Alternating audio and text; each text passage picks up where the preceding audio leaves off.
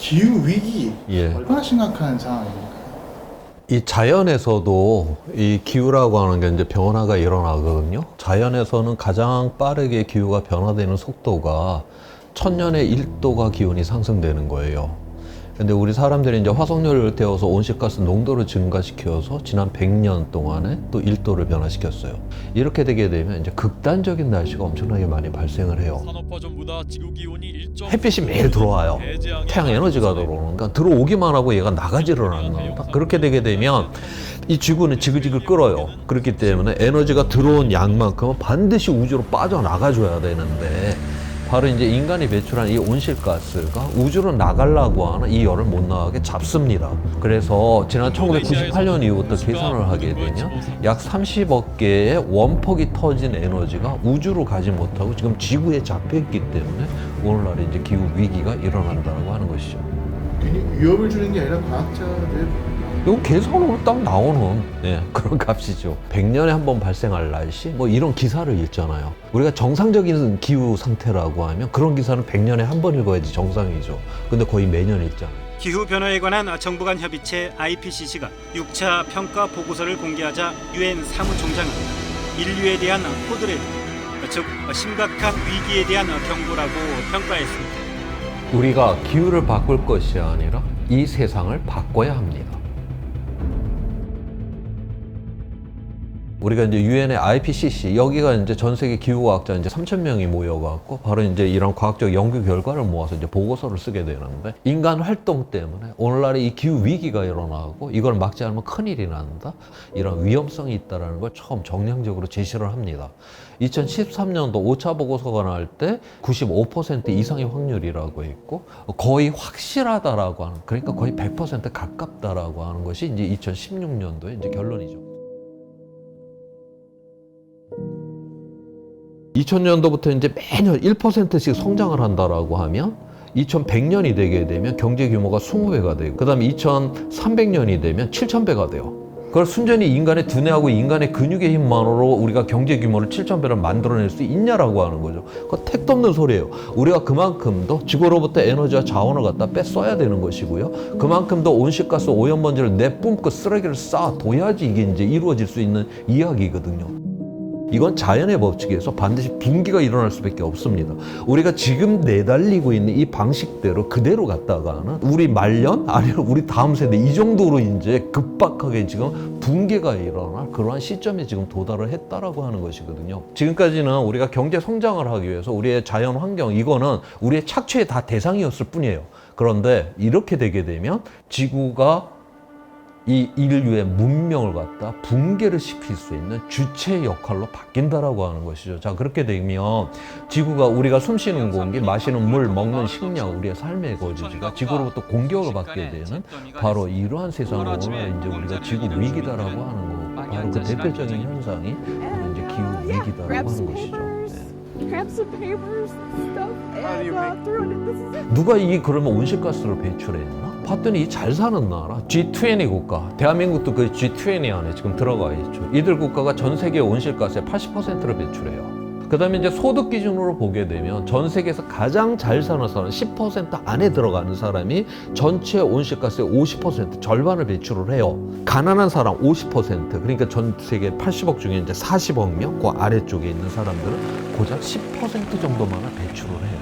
이 상위 10% 안에 들어가 있는 사람들이 뭐 많이 줄이라는 것도 아니에요.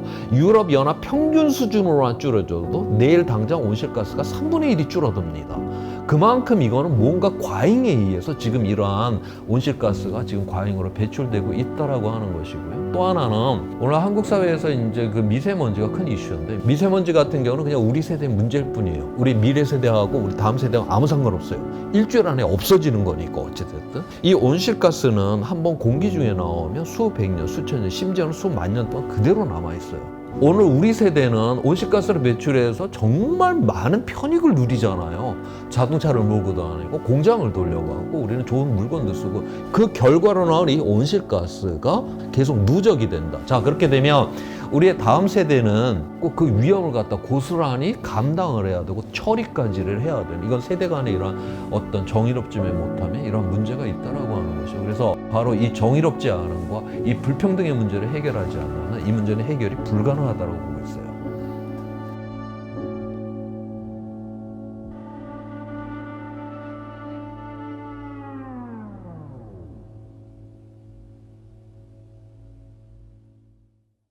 우리나라가 전 세계에서 이제 뭐 온실가스 배출량으로 따져보게 되면 10위권 안에 들어가는 나라거든요. 그러면 거기에 대한 이 대응 체계를 갖춰야 되는데 지금 오늘날의 우리나라 정치가들이 여기에 대해서 전혀 진지하지 않아요. 지금 뭐 미국 대선도 그랬고 유럽의 이러한 어떤 선거들도 그렇고 다 보면 기후 위기가 최우선의 의제를 떠올라서 이걸 이제 논의를 하는데, 그 다음에 뭐 아리백인이 무슨 탄소 국경세라고 하는 이 시장에서까지 이제 신호가 이렇게 오고 앉아 있는데 이렇게 준비를 안 하고 이럴 수가 있나? 이미 충분히 우리는 그걸 해결할 수 있는 과학적 기술도 다 갖고 있고 다 해요. 그런데 그렇게 안 하잖아요. 과학이 알려주는 대로 인식도 하지도 않고. 왜냐면은 재생에너지로 이런 모든 것을 다 바꾼다. 이건 시스템을 바꿔야 되는 거예요. 이 이해관계가 충돌을 해야 되는 것이고.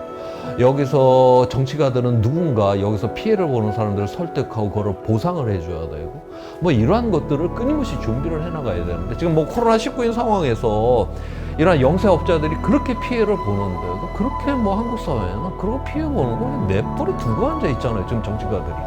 지금까지 대한민국을 해도 이만큼 먹고 산 건 전체 이 세계, 이 주류, 자본주의, 세계 주류의 시장에 정말 열심히 잘 쫓아왔었기 때문에 우리가 그래도 이만큼 지금 누리며 살고 있는데, 이거 먹고 살만해지고 나니까 과거에 성공했던 그 케이스를 지금 붙잡고 우리는 이게 살 길이다라고 이야기를 하는 정치가들을 갖고 있다라고 하는 거.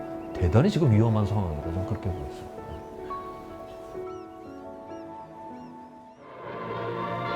지난주 약 200명의 정부 지도자들과 외국 사신들은 1962년도에 그 당시에 박정희 의장의 그 치사문이 오늘날 울산 한복판에 있는 그 공업탑 그 아래 돌판에 이제 새겨져 있는 저 검은 연기를 보라. 여기서 이제 민족의 그런 주문에 그런 어떤 벅참이 있다라고 하는 이제 그러한 글귀가 거기 이제 새겨져 있거든요. 우리가 60년대에는 공장국뚝에서 시커먼 연기가 나오는 걸 보면서 우리도 잘 살게 되었구나, 가슴이 벅찼는데 지금 우리 동네 검은 공장국뚝에서 검은 연기가 쏟아져 나온다. 저게 내 폐 속으로 들어가, 우리의 폐 속에 들어가. 우리는 뭐 참을 수 없는 분노를 느꼈고 공장문을 닫기 위해서 최선의 노력을 다할 거 아니야. 똑같은 현상인데 우리가 60년대는 뭐 가슴이 벅찼고 지금 분노를 느낀다라고 하는 것이죠. 지금 우리가 누리고 있는 이 문명이라고 하는 거, 이거 다 화석연료 덕분이지. 화석연료 없었으면 이 문명을 우리가 어떻게 누립니까? 정말 고마운 존재예요.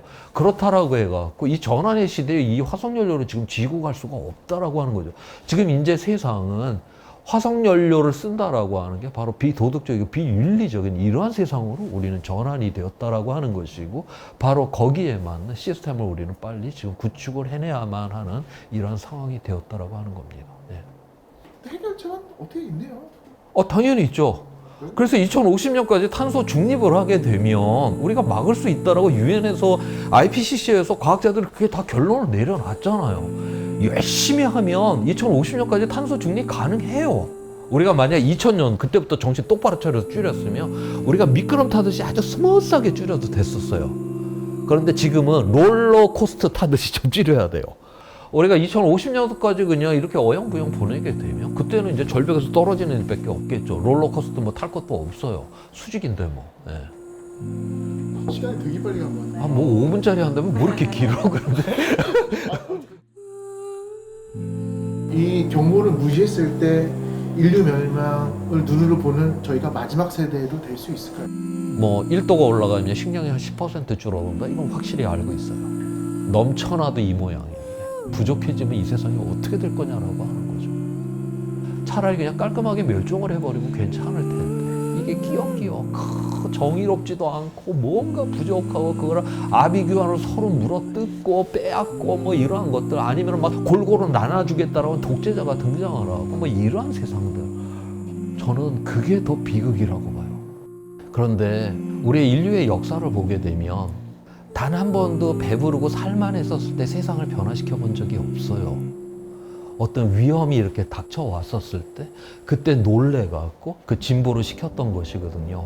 이게 이제 지구가 우리를 공격한다는 이건 너무나 이제 명백한 이 사실 앞에서 이 문제를 해결을 한다. 우리 인류가 그렇게 되게 되면 인류는 한 단계 엄청난 도약을 하게 될 거예요. 왜냐하면 지금까지 위험은 우리가 다 눈에 보이는 위험들이었잖아요. 그런데 이제는 우리가 눈에 보이지가 않고 당장 내 앞에 일어난 위험이 아니라 해도 우리가 인식을 통해서 먼저 깨닫고 미리 이거를 막아냈고 이거는 인류는 완전 새로운 도약의 그런 기회가 우리한테 왔다. 우리가 이제 도약을 못하게 되면 우리는 무너진다라고 하는 이 앞에서 우리가 지금 결정을 해야 되는 것이고 근데 이거는 우리의 미래 세대라고 하는 우리의 젊은 세대가 거기에 대해서 강력하게 요구를 하고 오늘날 또 책임을 져야 되는 사람들은 거기에 답변을 하고 그런 세상을 만드는 과정에서 우리는 보다 나은 세상을 갈 수 있지 않을까? 저는 그렇게 보고 있습니다.